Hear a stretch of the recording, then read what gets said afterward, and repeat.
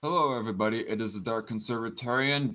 It has been a minute since I have done one of these Strike Force news streams. I did not do it Sunday afternoon because had a family reunion in the afternoon that I had apparently forgotten about completely. And so the biggest reason as to why that I wanted to do this stream at this time is just to mostly get some articles out of the way that I have been holding in reserve.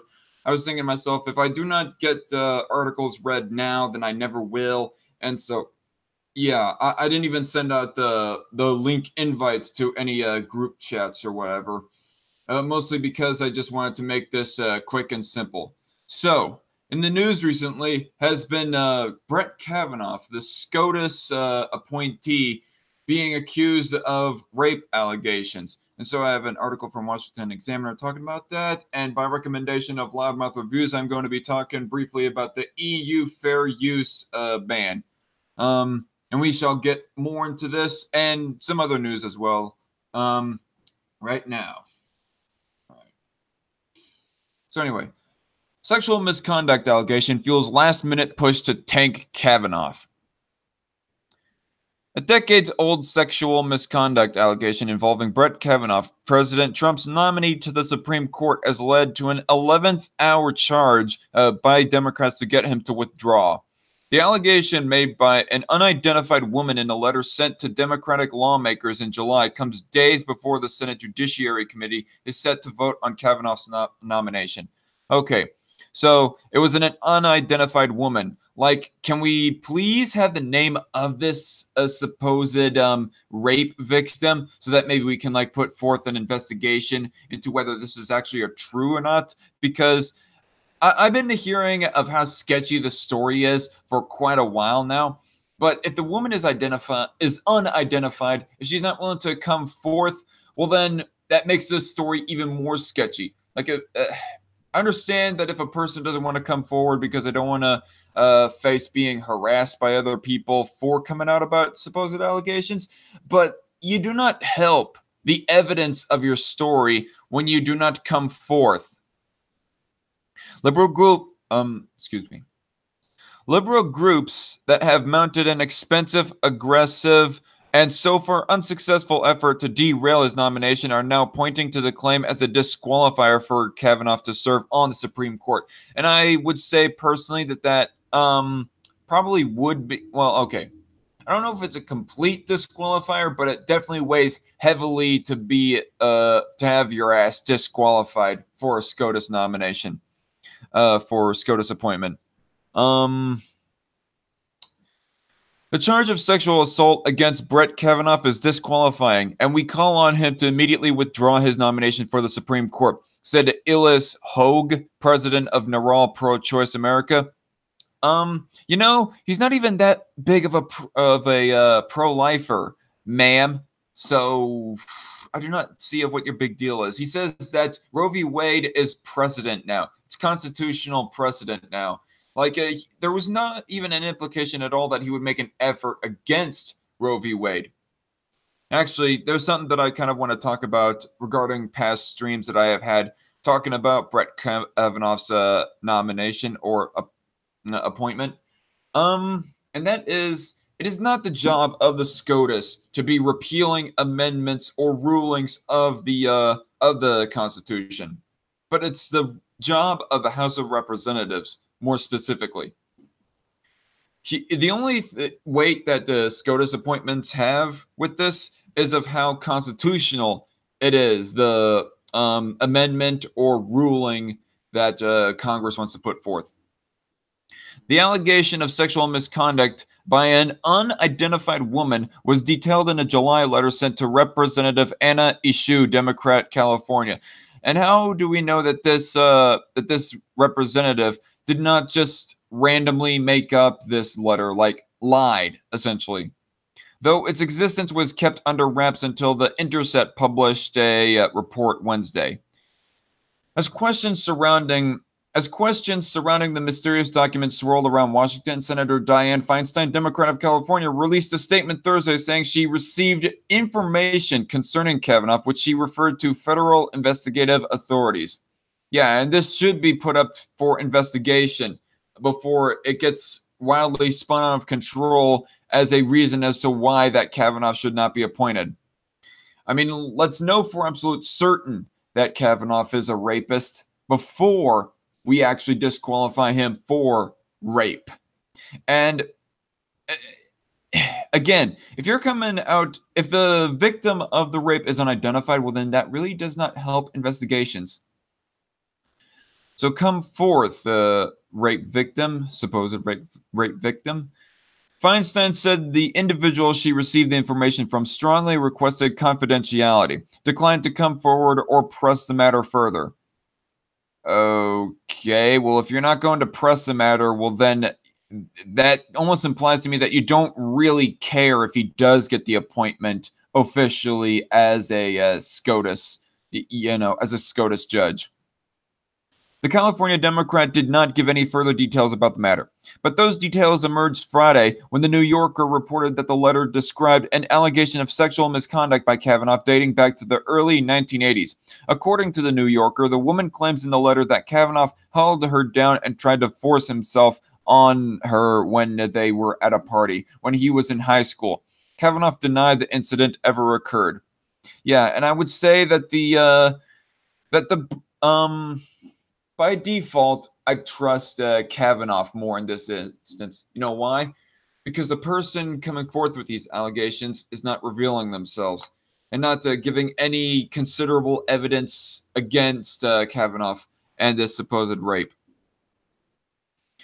Undaunted, Senate Judiciary Committee Republicans said they would hold a confirmation vote for Kavanaugh on Thursday. The GOP wants him confirmed by last week of September, which would let Kavanaugh take his seat on the Supreme Court by the start of its next term. But opponents of Kavanaugh are calling on senators to pump the brakes on his nomination. Sexual assault is a violent abuse of power and should disqualify anyone from serving on the highest court in the land. Don Laguens, and I would not disagree with that if there can be evidence put forth, like solid evidence that this actually happened. Planned Parenthood's executive vice president, said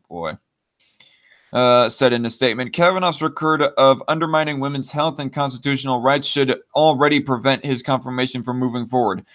Citation needed on that, please, because as far as I have seen, he has been nothing but a moderate feminist, one could almost say. I mean, even this one liberal, I cannot remember her name, but I read about her statement on Kavanaugh like a week and a half ago on CNS News. It was a Democrat who was speaking for of how Kavanaugh was a mild feminist himself. Oh, damn. 1 second.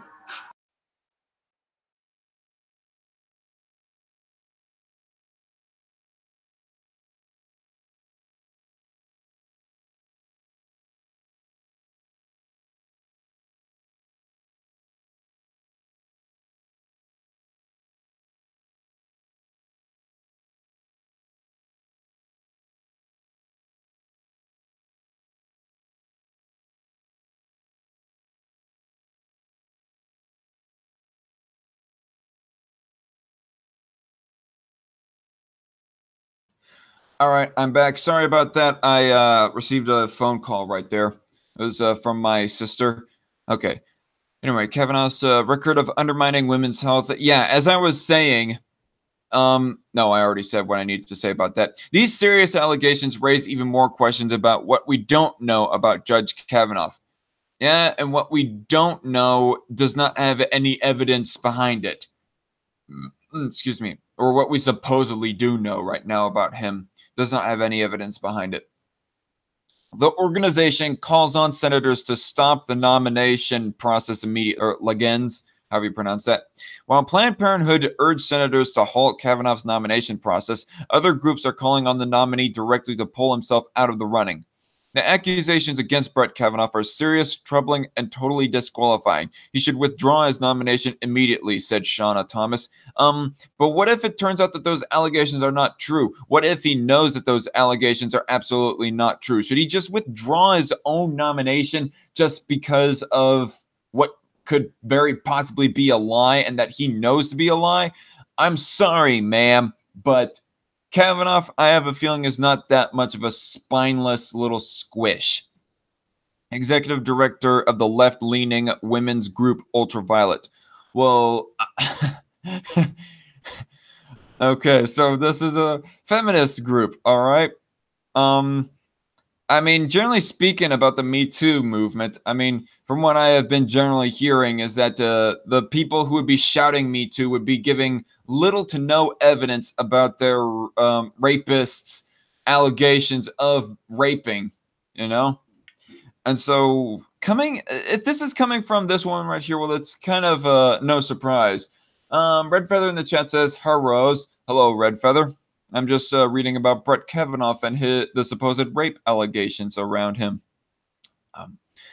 Violence against women should have no place in our society, and it certainly should have no place on the highest court in the nation. I would agree with that.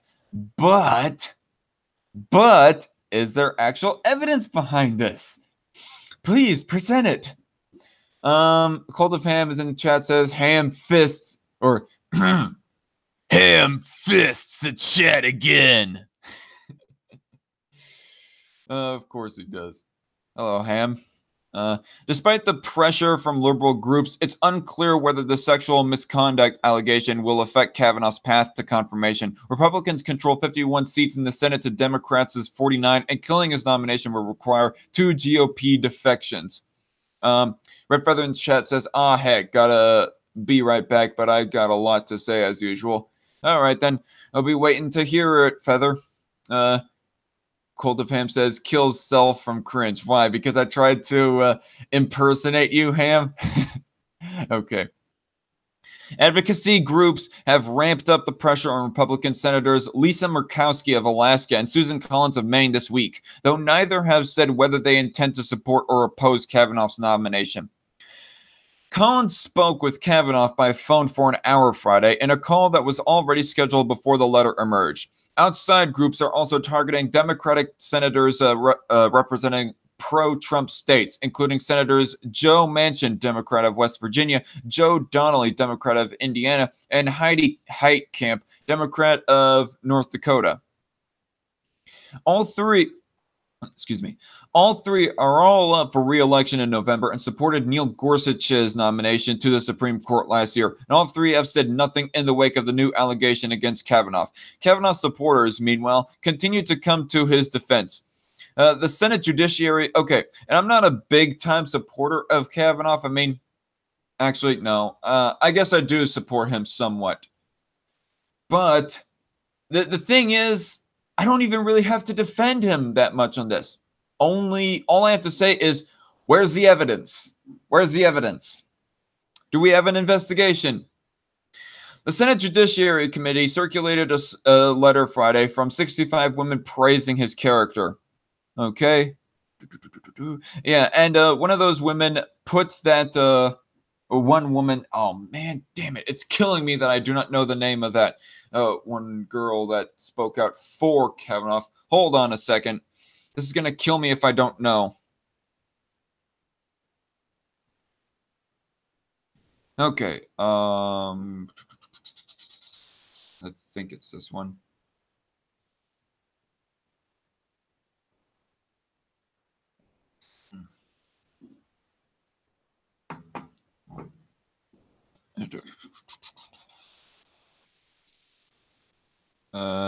Oh, here's the article. Okay. Lisa Blatt. That was her name. The one woman that spoke out rather enthusiastically. Well, not super enthusiastically, but, you know, spoke as to how he was the best option. And spoke of him as like a mild feminist. Not a third-wave feminist, but a more sane feminist. Kavanaugh can fuck himself. He says he's a constitutional originalist, yet supports the NSA. Citation, Ham. And I don't know. I mean, here's the thing. The existence of the NSA in of itself does not hurt the Constitution. It's what they're doing that hurts the Constitution and people's constitutional rights. So there is a little bit of gray area in that circumstance. Through the more than 35 years we have known him, Brett has stood out for his friendship, character, and integrity. The women wrote, in particular, he has always treated women with decency and respect. That was true when he was in high school, and it has and it has remained true to this day. The Senate Judiciary Committee said the letter was organized by Kavanaugh's former clerks Thursday night and delivered Friday. Senator Orrin Hatch, Republican of Utah, called the allegation wholly unverifiable. Okay, I'm forgetting to screen share this. Wholly unverifiable. Yeah, that's exactly what I'm saying, mostly because we don't have a name coming out. And said it comes at the tail end of a process that was already marred by ugly innuendo, dishonesty, and the nastiest form of our politics. I do not intend to allow Judge Kavanaugh's confirmation to be stalled because of an 11th hour accusation that Democrats did not see fit to raise for over an hour, he said. There is no gray area in doing a direct violation of the Fourth Amendment. And what I'm trying... Oh, man. You completely ignored what I said there, Ham. I said the existence of the NSA in of itself does not violate the Constitution, but what they're doing violates the Constitution. So I would have to see the context for what Kavanaugh is saying exactly in this supposed support of the NSA that you claim.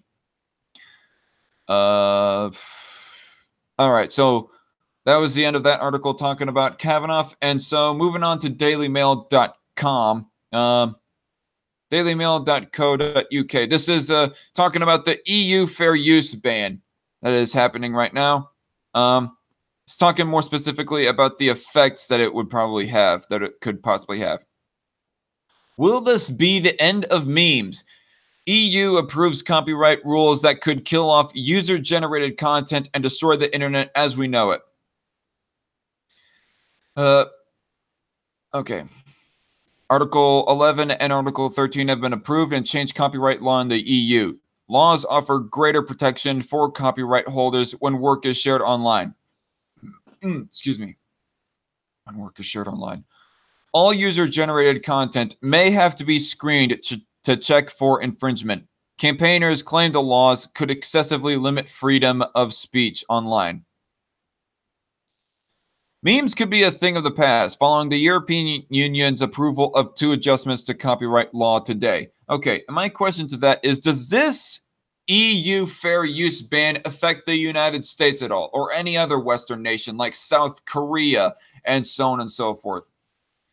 Like, how could it be the end of memes entirely when there are other places that are outside of the European Union, and I would automatically assume would not be affected by the EU's own legislative agenda?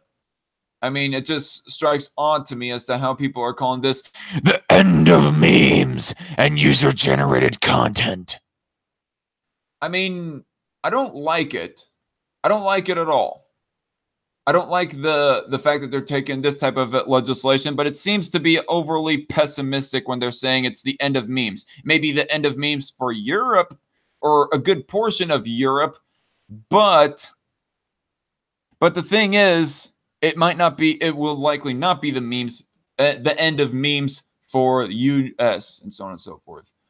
Sent you an article about Kavanaugh supporting NSA wiretapping on Twitter DMs. Washington Examiner.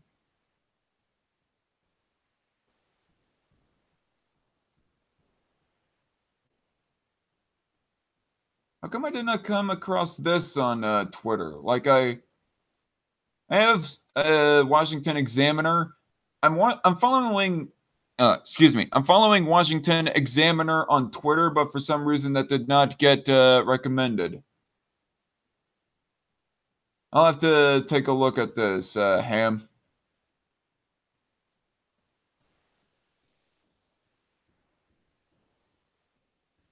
Okay. Yeah, I'm going to put this in this browser if I can. There we go.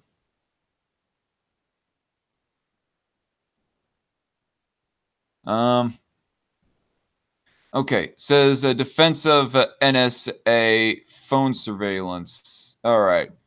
I have to see the full context of that.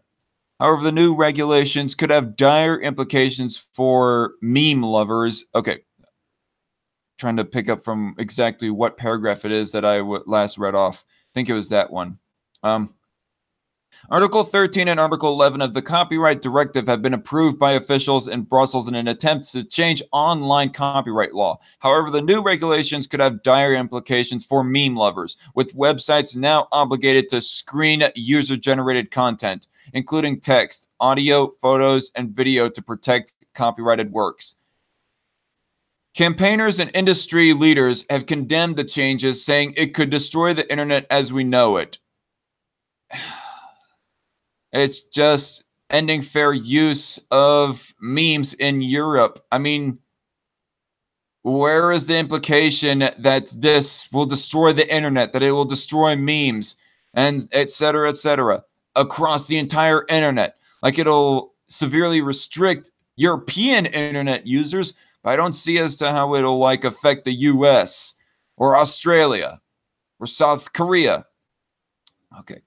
Full Metal Alchemist. I made one. Wait, whoa. Something a woman said 5 minutes ago. Men in meetings. Is this a brilliant idea I just came up with? How did I get... Oh, it's just an ad. Unrelated.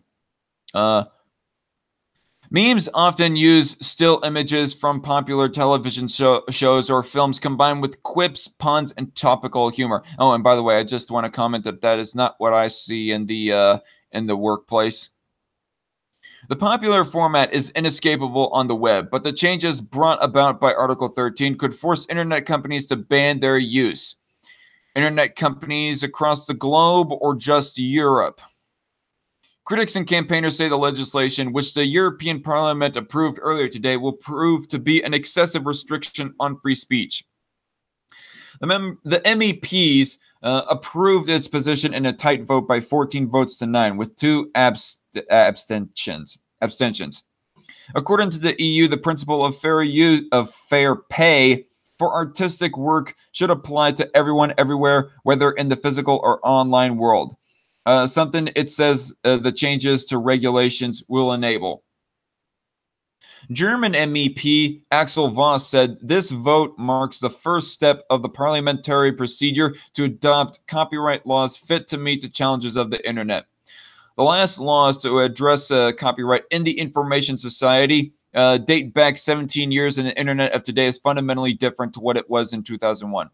But the new laws could spell an end to music remixes, memes, and other user-generated content that borrows from copyrighted works.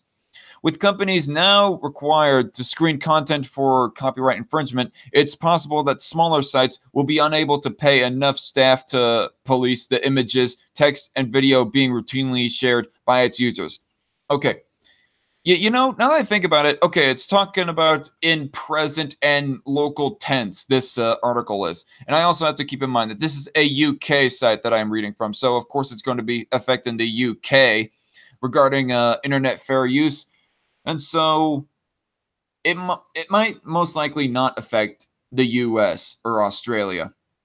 I mean, it'll affect if a UK internet user wants to share a meme or whatever with a US internet user, but that's a different story. But it won't end at memes entirely for the Americas. But yeah, I would hate to live in the UK right now or anywhere in the European Union. Coldefam says EU shit is bound to spread with anti-free speech oligarchs in charge of social media. Okay, perhaps.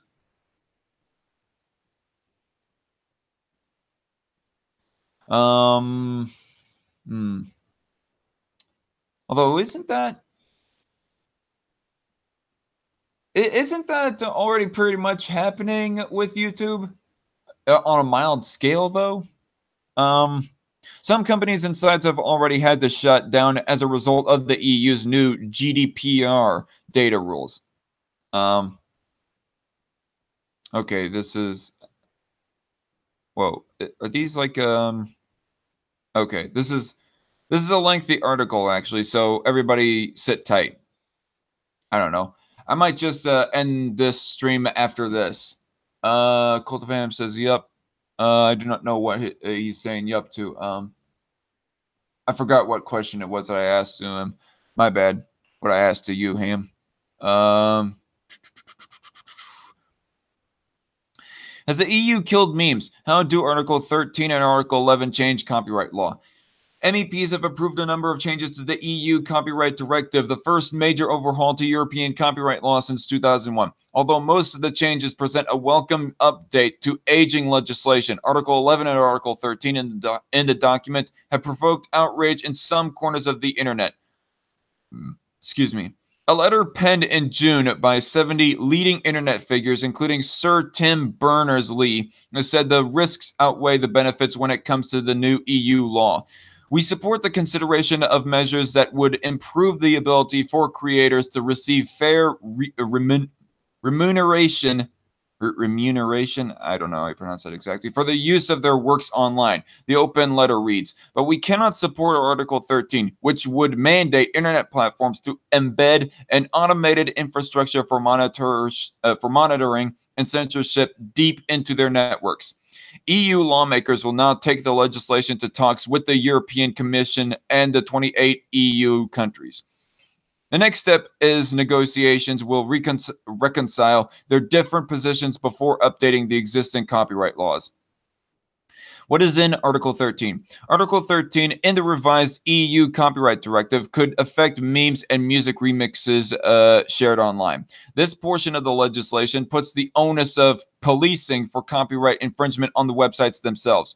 Until now, online companies have not been subject to copyright penalties. When a user on their platform uploaded something that infringes copyright, however, that will change with Article 13. As a result, Facebook could be held responsible when one of its 2.19 billion monthly active users shares a copyrighted image without the correct permission from the rights holders. But while Facebook has the funds to build a system to automatically scan content before it is shared to check for infringement, many smaller sites do not. Memes often use still images from popular television shows or films, which are protected by copyright and would be flagged by these systems. Cory Doctorow, special advisor for online watchdog Electronic Freedom Foundation, says Article 13 will trigger problems so big that they threaten to wreck the internet itself. It's unclear exactly what precautions websites will have to provide to protect against copyright infringement from its users. Article 13 is quite vague, suggesting that sites use appropriate measures and employ effective content recognition technologies to check content.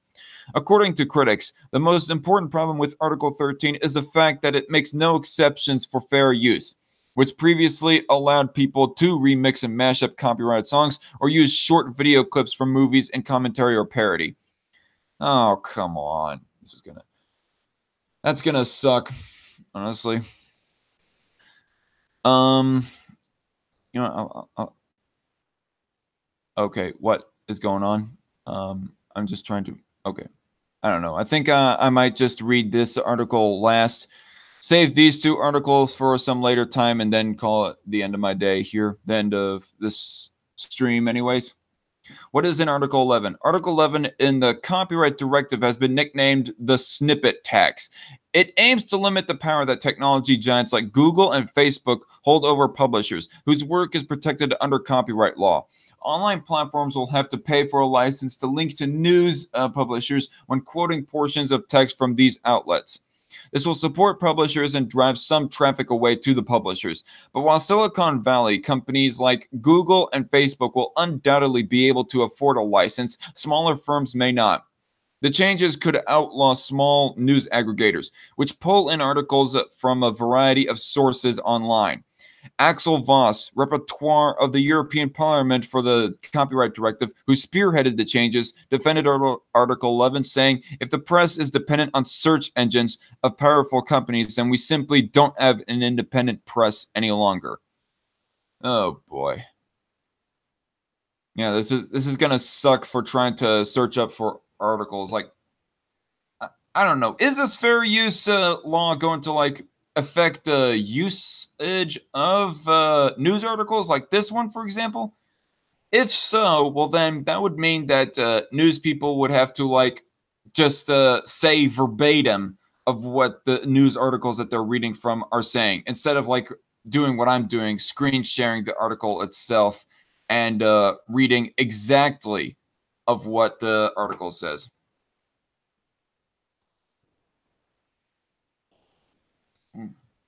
Excuse me. Which that is going to make people really not trust each other on the issue, on the political issues, when they interpret the articles that they just read, but they cannot read to their audience because copyright. I'm still confused as to how this absolutely, utterly affects the Americas. Like, it just explained as to how it will like flag users. Like a Facebook, for example, if a user was to use a meme, that it would be flagged for copyright infringement.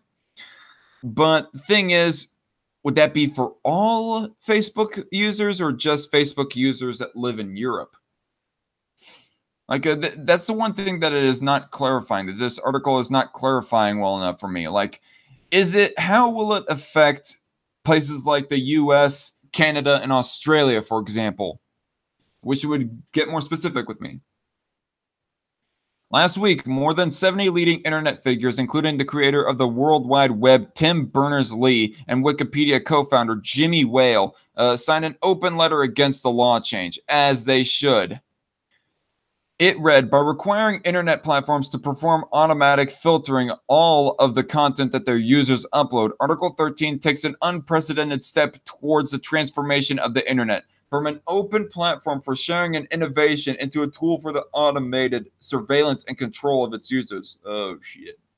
Cult of Fam says it may cut off American content makers who use fair use from the EU, reducing their ability to reach audiences. Okay, and that is one thing that I think I did address earlier in this stream and will readdress right now, is that it will affect how internet users in the US and Australia and Canada, how they interact with European internet users. It read, I mean, I can definitely see that. It read, by requiring, oh, wait, I already read that one. Those behind the letter say they believe in the need for copyright, but having an automated screening process in place is not the correct way to enforce the law. Right? I mean, it's basically an overreach of power. We support the consideration of measures that would improve the ability for creators to receive fair remuneration for the use of their works online, the letter reads.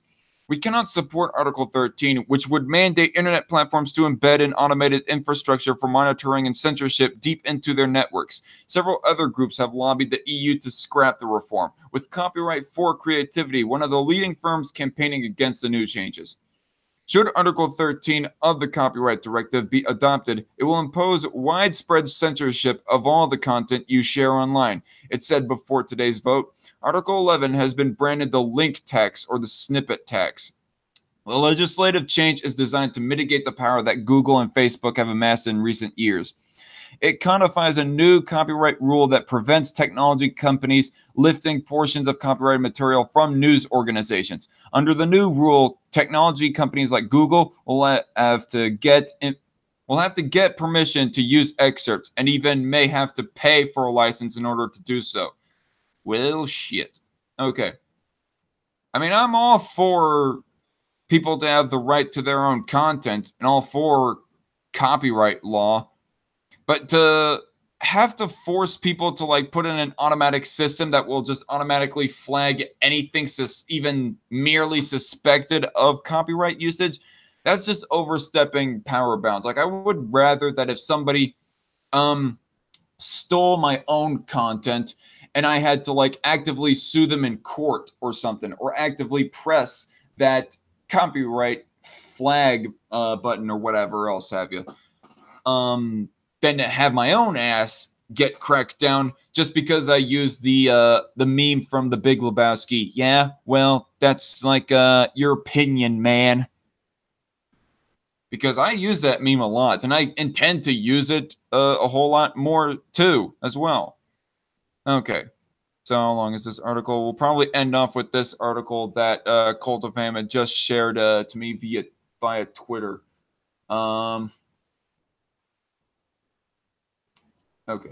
Was just checking Twitter there. Was just curious of what was going on. Washington Examiner. And considering the fact that this is from the Washington Examiner that Cult of Ham has shared me, I mean, it kind of does weigh a bit heavy on me because I do consider Washington Examiner credible. I mean, if it came from like the New York Times or Huffington Post or Washington Post, I would definitely be a little bit more sketchy about the article. But it's coming from Washington Examiner, so I'm a little bit on edge here. Excuse me. Now let's read into the specifics of the NSA phone surveillance that Brett Kavanaugh defends. Brett Kavanaugh's defense of NSA phone surveillance looms as confirmation question. Judge Brett Kavanaugh, President Trump's Supreme Court nominee, forcefully defended the National Security Agency's dragnet collection of domestic call records. Edge. Says Cult of Ham. Edge. Okay. You know, I'm going to restart. Judge Brett Kavanaugh, President Trump's Supreme Court nominee, forcefully defended the National Security Agency's dragnet collection of domestic call records, alarming privacy advocates who view the collection as unconstitutional. And we take off swinging with the first paragraph. Heading out laters. Have a good night, Ham. It's not yet clear if Kavanaugh's November 5th. Okay. It's not yet clear if Kavanaugh's November 2015 concurrence while serving on the U.S. Court of Appeals for the D.C. Circuit will factor prominently in his confirmation proceedings. But before he was nominated, progressive and conservative advocates expressed concern. I believe Judge Kavanaugh is an excellent judge, though certainly not a perfect one.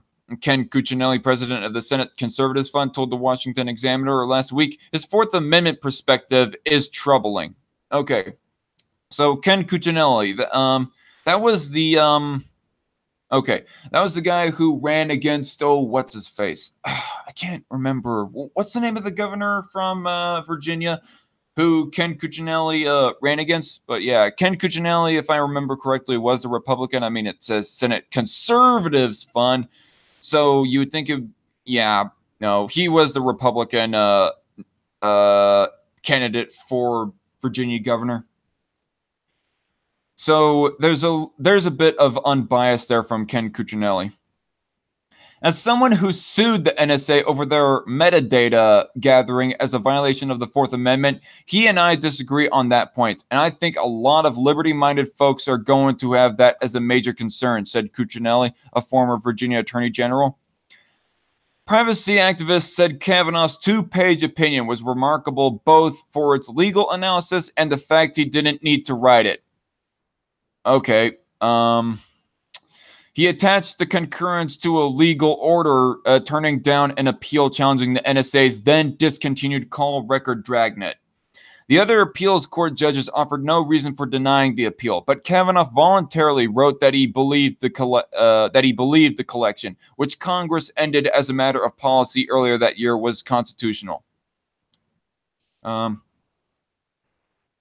But Kavanaugh voluntarily wrote that he believed the collection, which Congress ended as a matter of policy earlier that year, was constitutional. You know, I would have to see what Mark Levin's opinion on that is, that little aspect of Brett Kavanaugh. I don't doubt that Mark Levin, prominent conservative radio talk show host, I don't doubt that he overall supports the nomination of Kavanaugh. I mean, especially with how late we're in the game of trying to find a nominee to fill that seat. But I wonder of what Mark's opinion on this aspect, the NSA spying supporting of Kavanaugh, of what Mark's take on him is. Because I know that Mark Levin is against NSA spying, is against phone number collecting from the NSA. I heard him say it himself. So he is against the NSA spying, unlike what Kyle Kulinski once said about him. Red Feather says, oh gosh, it took longer than I thought, but I'm back.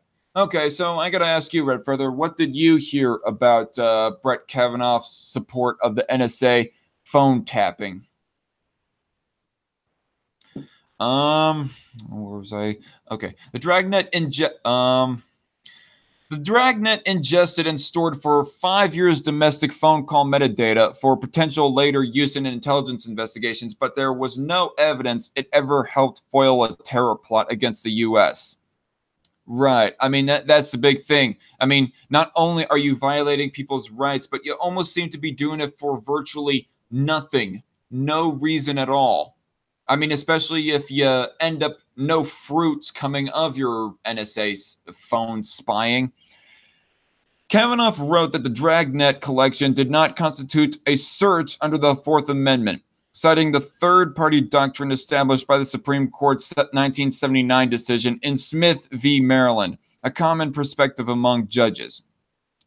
But he added that even if it was a search under the Fourth Amendment, the government was allowed to take the records because it had a special need, quote unquote, in preventing terrorism, overriding the privacy interests of people whose records were taken without a warrant. Without warrants, that adds insult to injury right there. I mean, it's different if you did have like a warrant on somebody, but without warrant, yeah, pretty kind of fucked up there. Red Feather says, well, I haven't really looked into his personal views yet. I just think it's ridiculous. They think he will somehow single-handedly overturn Roe v. Wade, and that is their number one problem. Yeah, I mean, I read him state on Roe v. Wade that it is precedent, that it's constitutional precedent at this point. It seems like he has no intent at all on trying to overturn Roe v. Wade. But this would probably be the deal breaker with many people. And I'm not just talking about liberals. This may be the deal breaker for many people of his nomination. Excuse me. Red Feather says, I don't agree with NSA spying. Does he? Apparently, that's what this article is saying right here. And I'll have to provide a link in the description in post of the stream so that maybe people can look at it themselves in the future. But for right now, let's continue. George Washington University law professor Jonathan Turley said that Kavanaugh's concurrence reflects a sweeping view of national security as an exception to core protections. The concurrence is particularly notable because it is largely dicta. Turley went on, Kavanaugh went out of his way to position himself at the outer limits of executive power. Notably, it runs against the type of protective approach of recent cases like Carpenter. He added, referring to a Supreme Court ruling from last month requiring a warrant for authorities to collect cell phone location data. Some members of the Senate argued strongly against the call record program, including Senators Mike Lee, Republican of Utah, and Rand Paul, Republican of Kentucky. Good on them. Red Feather asks, whose article is it? Well, it comes from the Washington Examiner, and I myself find Washington Examiner to be typically trustworthy and credible. So I'm not reading from Washington or Huffington Post. I'm not reading from Daily KOs or NPR, any other center or far left leaning sites. This is from the Washington Examiner, which they are center right is my examination of their reporting. Oh, I don't know them, Red Feather says. Okay. Well, if it helps at all, I think Mark Levin reads a lot of them and relies on them for information as well. I mean, I don't know what your opinion on Mark Levin is. What would that be, Red Feather, if you ever heard of Mark Levin anyways? Yamil Jaffer, executive director of the Knight First Amendment Institute at Columbia University, previously represented the American Civil Liberties Union in a lawsuit against the call record collection. He said it would be incongruous for Trump to express concern about surveillance practices, then nominate a forceful backer of the discontinued historical dragnet. I don't want to take a position on the viability or merit of any particular possible nominee. But I think it would be odd and incoherent for a president who has expressed so much concern about the abuse of surveillance power to nominate a judge who went out of his way to declare that he was untroubled by the NSA's dragnet collection of hundreds of millions of Americans' call records, Jaffer said last week. Yeah, this is like changing my opinion on Kavanaugh. I have to like eat crow. Well, I did not make any statement that was contrary to Cold of Ham, really, but I'm gonna have to like eat crow on what for Cold of Ham. Red Feather says I don't know him either. I think she's referring that statement to Mark Levin. Okay, well, that's fine. I mean, Mark Levin is like only the third largest radio show host in America. I mean, when people think a conservative talk radio show host, they think like Rush Limbaugh or Sean Hannity. Typically, they don't hear a whole lot about Mark Levin. But those who do, they at least mildly respect him, or well, they don't outright hate him, or they love the guy.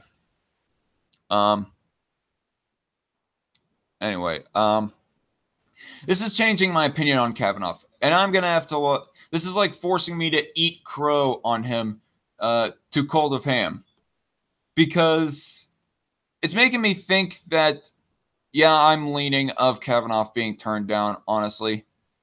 Not because of rape allegations. Like, those are complete and utter bullshit. But knowing about the support of NSA spying, apparently, and data collecting, that's pretty damning for a judge, specifically. I mean, if this guy was a senator or a representative, it would be an entirely different story. I would probably still support the election of Kavanaugh, like if he was running for a House representative or senator. I would support his run for that because he wouldn't have much power in NSA, but I would support all the rest of his legislative agenda, like being against Obamacare and for gun rights and so on and so forth. But he's a freaking judge, and this is like a huge stain on him for a judge in support of NSA spying. Red Feather says, well, then I'm confused. So Trump appointed him for nomination, but Trump is against the spying that Obama did in order to gather info for the dossier. Yeah, apparently Trump did not do his homework. I mean, Trump is an utter nincompoop. I do not know for certain if he was actively looking for somebody who is for NSA spying. If that's the case, well then, fuck you, Trump, with all due respect, Mr. President. But if this is just utter incompetency, well then it still serves as a stain against Trump, but it's a little bit more forgivable, in my opinion.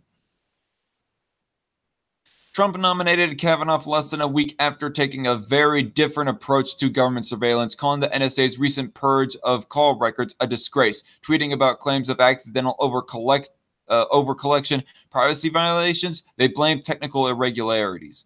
Okay, Trump nominated Kavanaugh less than a week after taking a very different approach to government surveillance, recent purge of call records. Okay, so this paragraph right here states that Trump is actually against NSA spying. So if this is like in such close proximity chronologically with him selecting Kavanaugh to be nominated for SCOTUS, well, then that tells me that Trump was being more incompetent with who he was selecting to be nominated for SCOTUS judge, more than actual malicious, intentional constitutional violation on Trump's part. I don't think it's that. I think it's the former of what I've said. See, that pisses me off too. The left has actual reasons to be against Kavanaugh, if all this is true. Yet all they have is a 36-year-old attempted rape allegation that no one can corroborate. Yeah, that's what I say. I mean, to heck with the rape allegation. That is not the reason why I'm not supporting Kavanaugh right now, but this is pretty damning information. I'm leaning towards his turn down, towards him getting voted out at this point. Like, turn him down and choose a different nominee. Like, Mr. Trump, please do your homework more on your SCOTUS appointees. The once secret call record program defended by Kavanaugh was exposed by former NSA contractor Edward Snowden in 2013 and was sharply curtailed by Congress in June 2015 amid privacy concerns.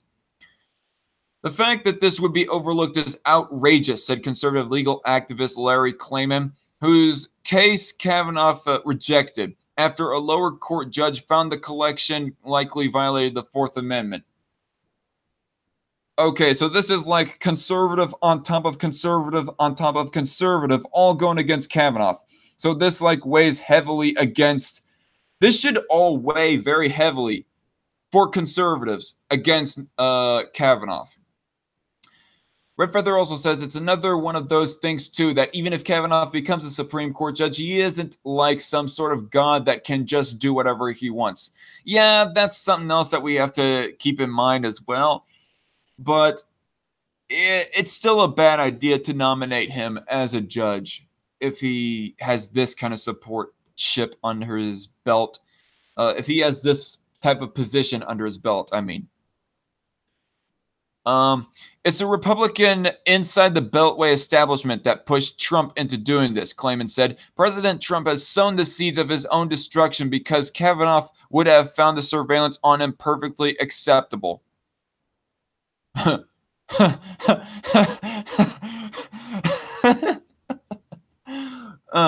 Sorry if my laugh sounds fake right there or something, but that honestly tickled my funny bone right there. I mean, that last statement and that quote from Mr. Klayman, that's quite ironic, actually.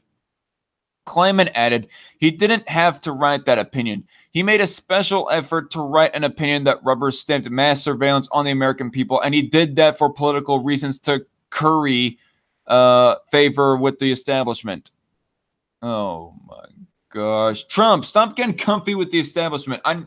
I also read an article like last year as to how he's like getting cozy with Mitch McConnell of all people. Like Mitch McConnell, that spineless little turtle-faced dweeb. Red Feather says, ha ha ha, that is funny. That is funnily ironic, yeah. He didn't have to write that. Okay, I already read that paragraph. Moving on.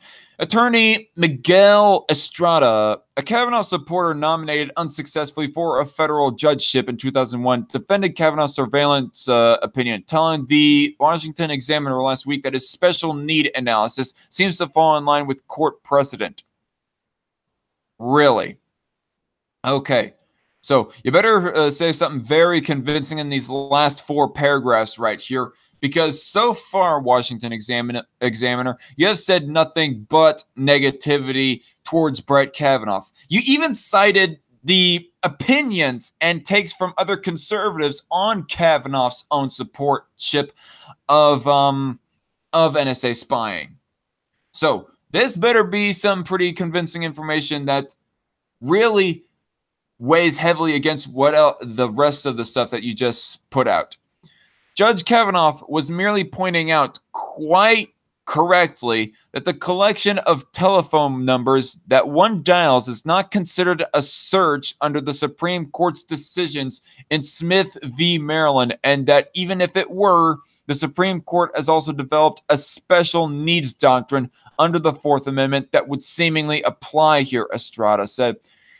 That doesn't make sense to me. Like, the only case that I would think there would be like any special needs is if there was like a warrant and suspicion of an individual citizen that they were a terrorist or plotting some kind of destruction against citizens or politicians or whatever else have you.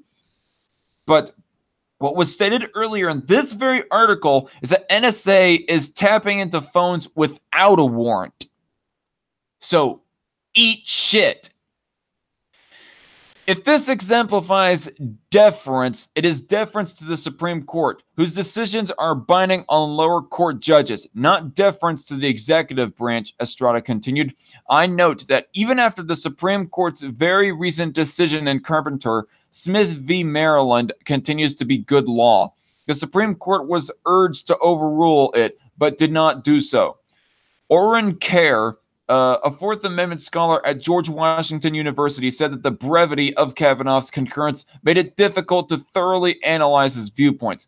But that Kavanaugh's view was more national security oriented than privacy oriented. Certainly. Yeah, and that's exactly the problem that people have with this, is if they are put in national security, so if they have national security concern so far ahead of privacy oriented concern that they end up spying on you when you're taking a shit on the toilet, practically. Kerr said that Kavanaugh's determination that a search did not occur was consistent with the Supreme Court precedent, although at least in academic circles that view was controversial. Yes, it is controversial, and I don't think I was convinced by that statement alone from Mr. Miguel Estrada that his support of NSA phone tapping is justified. And man, am I choppy as shit on my camera right now. Excuse me. Red Feather says, Trump has always been cozy with the establishment. His father rubbed elbows with the upper echelons. Yes, I don't disagree with that, Red Feather. By the way, out of curiosity, who did you support during the primaries? Did you support Ted Cruz or Rand Paul at all? How about Scott Walker? Anyone else during the campaigns?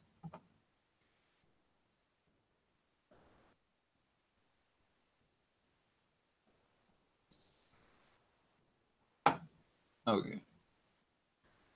Well, they do it anyway, so at least then they could be accountable under the law, I guess.